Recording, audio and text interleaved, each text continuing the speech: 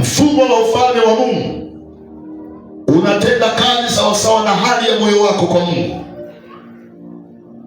Ndio maana anasema linda sana moyo. Na cha ajabu sana, hajasema mchungaji wako alinde moyo wako, hajasema mzee wa kanisa alinde moyo wako.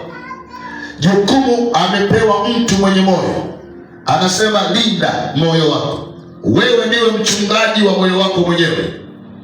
Hilo jukumu usimtwishe mwingine, ni jukumu la kwako, ya kwamba moyo wako una hali ya namna gani kuelekea kwa Mungu. Na Mungu anasema nikitaka niinue mtu, siangalii vigezo vingine, naangalia hali ya moyo wake. Samueli anaambiwa nenda kwa nyumba ya Yese. Kigezo sio namna walivyo nje kama wanadamu, kigezo ni hali ya moyo. Bwana akija royo anaangalia nini? Bwana akija royo anaangalia hali za mioyo ya watu. Ndicho anachokitazama Mungu wetu aliye hai.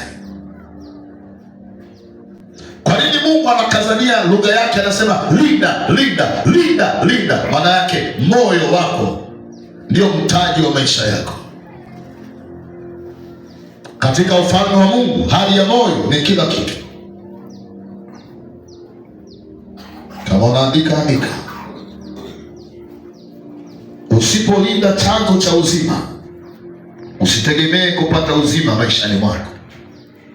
Usipolinda hali ya moyo wako, usitegemee kuona matokeo kwenye maisha yako. Tunapoweka msingi wa namna hiyo na tunapozidi kwenda kwenye kina zaidi, Roho wake na akusaidie. Kuna mazingira na hali za maisha hapa, mtega sikio sawa sawa. Kuna mazingira na hali za maisha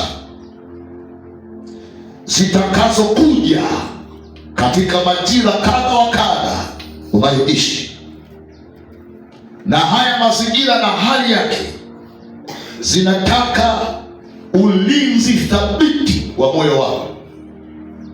Katika ufalme wa Mungu, nimesema kuinuliwa kwa watu,